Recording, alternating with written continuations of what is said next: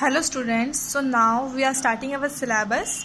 This is your English book, Glittering English, and congratulations to all of you. You all are promoted to class 4th. Let's start our syllabus. For this you have to open lesson number 1, that is lovely things. और lovely means क्या होता है? प्यारी, और things means होता है चीज़ें. तो इस दुनिया में जितनी भी प्यारी चीज़ें हैं उन सब के बारे में, उसके बारे में चैप्टर में एक्सप्लेन किया है. तो lovely things, इसको लिखा किसने है, ये पोएम किसने लिखी है? तो H.M. सारसन ने ये पोएम लिखी है. About the poem. In this poem the poet is describing the beauty of nature. इस पोएम में जो पोएट हैं, जो कवि हैं, वो नेचर की, प्रकृति की खूबसूरती के बारे में एक्सप्लेन कर रहे हैं. So let's see this picture. देखिए इस पिक्चर में क्या बताया है, नेचर के बारे में बताया है. तो नेचर कितना खूबसूरत है, क्या क्या चीज़ें नेचर ने हमें दी है, वो इस चैप्टर में हम पढ़ेंगे. Bread is a lovely thing to eat. Bread means क्या होता है, रोटी बोल सकते हैं हम इंग्लिश में. तो रोटी जो है एक बहुत ही अच्छी चीज़ होती है खाने के लिए. हमें जब भी भूख लगती है तो हमें सिर्फ रोटी खाना खाने के बाद ही हमें संतुष्टि मिलती है. तो ब्रेड जो है बहुत अच्छी चीज़ है खाने के लिए. God bless the barley and the wheat.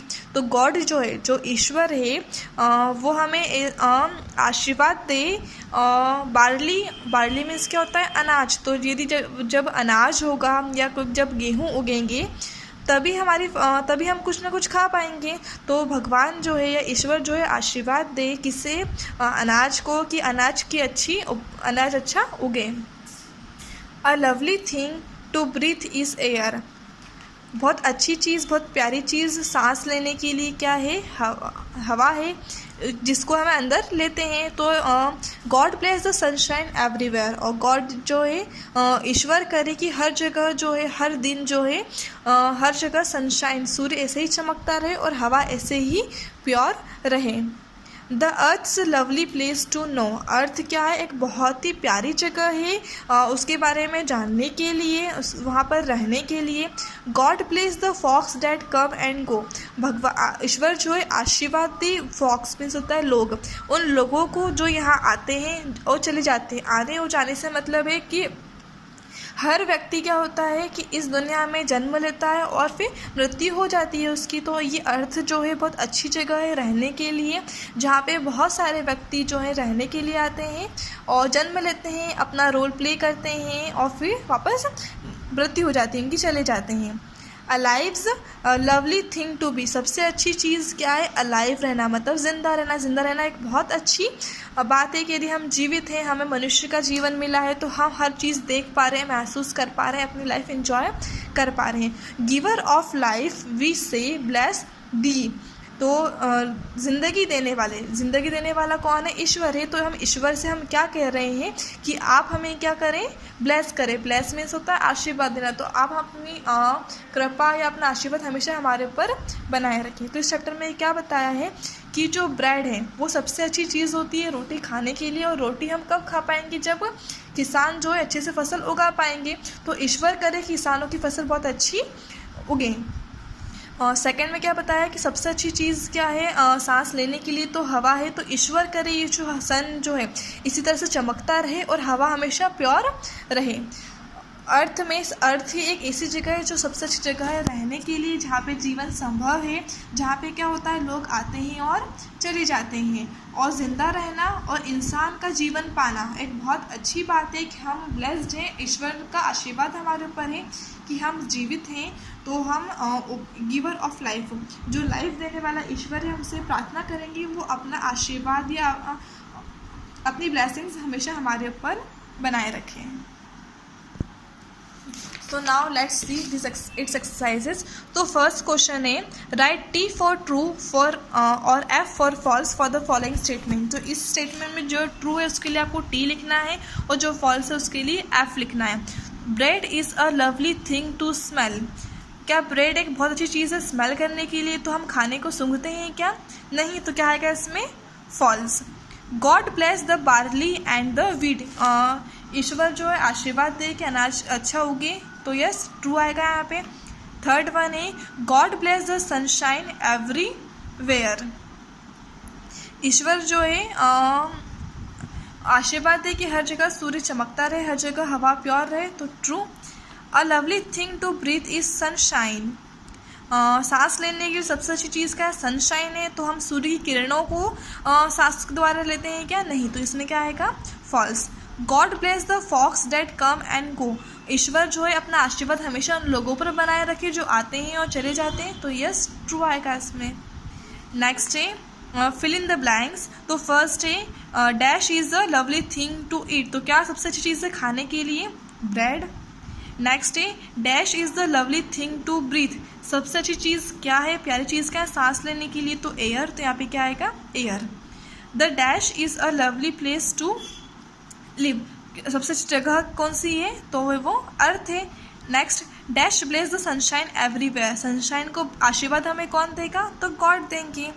Next question है use each of these words to make a sentence on your own words. आपको सेंटेंस आपको खुद को बनाना है।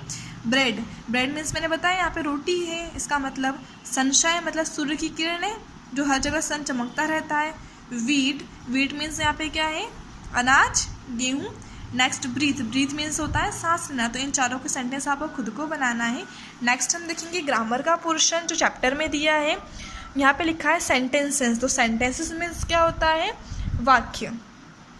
सेंटेंस का हिंदी मतलब होता है वाक्य। इसकी डेफिनेशन हम पढ़ेंगे। A sentence is a group of words that make complete sense. Sentence क्या होता है? वर्ड्स का ग्रुप होता है जिसका हमें प्रॉपर कंप्लीट सेंस पूर्ण अर्थ हमें पता चलता है। There are 4 kinds of sentences. अब हम सेंटेंस को एग्जाम्पल से समझेंगे। जो हमने क्या समझा था? Sentence is a group of words. Sentence क्या होता है? वर्ड्स का ग्रुप होता है, इसका हमें प्रॉपर मीनिंग समझ में आना चाहिए। अब वर्ड्स क्या होते हैं? जैसे कि मैं यहाँ पे लिख रही हूँ BRAVE। तो इसमें मैंने क्या करा है? BRAVE। मैंने 5 अलग अलग लेटर्स को मिलाया है और उनका ग्रुप बनाया है। तो ये बन रहा है एक वर्ड जिसको हम पढ़ेंगे ब्रेव। और ब्रेव का मतलब क्या होता है? बहादुर। तो ये एक वर्ड हुआ। तो अब हम अलग अलग वर्ड को मिला के क्या बनाते हैं? सेंटेंस बनाते हैं। देखिए RAHUL। Rahul is a brave boy. तो मैंने देखिए यहाँ पे अलग अलग वर्ड यूज़ कर रहे हैं। राहुल एक वर्ड है, इज़ अ ब्रेव बॉय। तो मैंने 1 2 3 4 5 ये 5 वर्ड्स का ग्रुप बनाया है। तो ये क्या कहलाएगा? सेंटेंस कहलाएगा। अब इसका मीनिंग हमें समझ में आ रहा है। सेंटेंस डेफिनेशन क्या है? Sentence is a group of word. तो वर्ड का ग्रुप मतलब ये नहीं होगा कि आप कोई से भी वर्ड्स आगे पीछे लिख दें। यदि मैं लिखूँ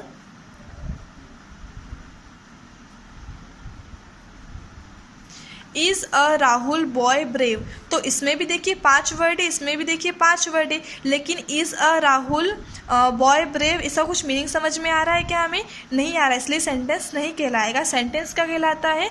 जो कि ग्रुप ऑफ वर्ड्स हो और जिसका कुछ प्रॉपर मीनिंग समझ में हमें आता हो उसको हम सेंटेंस बोलते हैं। अब देखिए सेंटेंस के 4 काइंड्स होते हैं। There are 4 kinds of sentences. First क्या है? Declarative sentence. अब इसको समझेंगे ये क्या होता है। A sentence that makes a statement is called declarative sentence। ऐसे सेंटेंस जो कि हमें सिंपली स्टेटमेंट बताते हैं तो उसे हम क्या बोलेंगे? Declarative sentence. यदि हम सिंपली समझना चाहें तो जो भी साधारण वाक्य होते हैं उसे हम बोलते हैं डिक्लेरेटिव सेंटेंस। सिंपल सेंटेंस के कहलाएंगे declarative sentence. It ends with a full stop.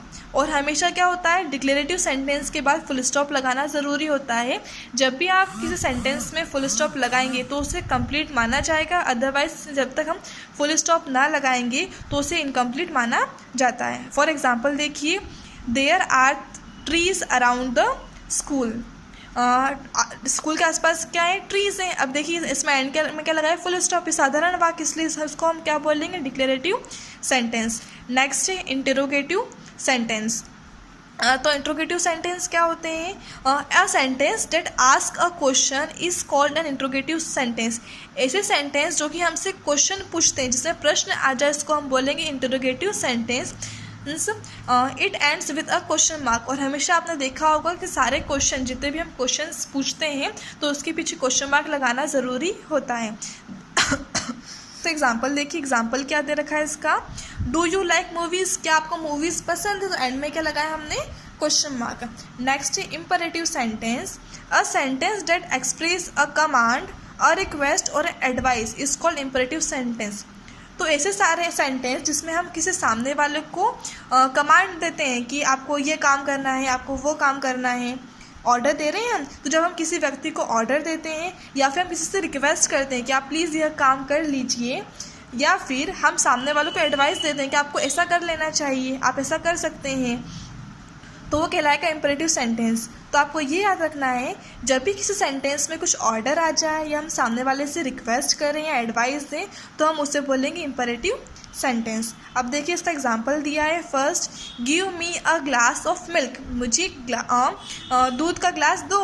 तो इसमें हमने सामने वाले को कमांड दिया है, तो क्या आएगा, ये होगा ये इम्परेटिव सेंटेंस। नेक्स्ट क्या है, प्लीज़ बी साइलेंट, कृपया शांत रहिए, तो हमने क्या करा है, रिक्वेस्ट करी है, तो क्या हुआ, ये इम्परेटिव सेंटेंस। नेक्स्ट है you should go for a morning walk daily, आपको रोज़ाना मॉर्निंग वॉक पे जाना चाहिए, ये हमने सामने वालों को एडवाइस दी है, तो क्या हुआ ये इम्परेटिव सेंटेंस। नेक्स्ट है एक्सक्लेमेटरी सेंटेंसेस, ये फोर्थ काइंड है और लास्ट वाला है। It is a sentence that expresses excitement और some other feelings, some other strong feelings. जब भी हम कुछ एक्साइटेड हो जाते हैं बहुत ज़्यादा और या हम हमारे मन की फीलिंग्स बताते हैं तो उसे हम क्या बोलते हैं, एक्सक्लेमेटरी सेंटेंस बोलते हैं। सपोज यदि मैं बोलूँ कि वाओ कितनी सुंदर पेंटिंग है, तो मैं अपने अंदर की फीलिंग्स बता रही हूँ। अरे हम तो मैच हार गए, तो मैं इसमें दुख प्रकट कर रही हूँ। तो ऐसे सारे सेंटेंस जिसमें कि हमारी फीलिंग्स बताते हैं उसको हम बोलते हैं एक्सक्लेमेटरी सेंटेंस।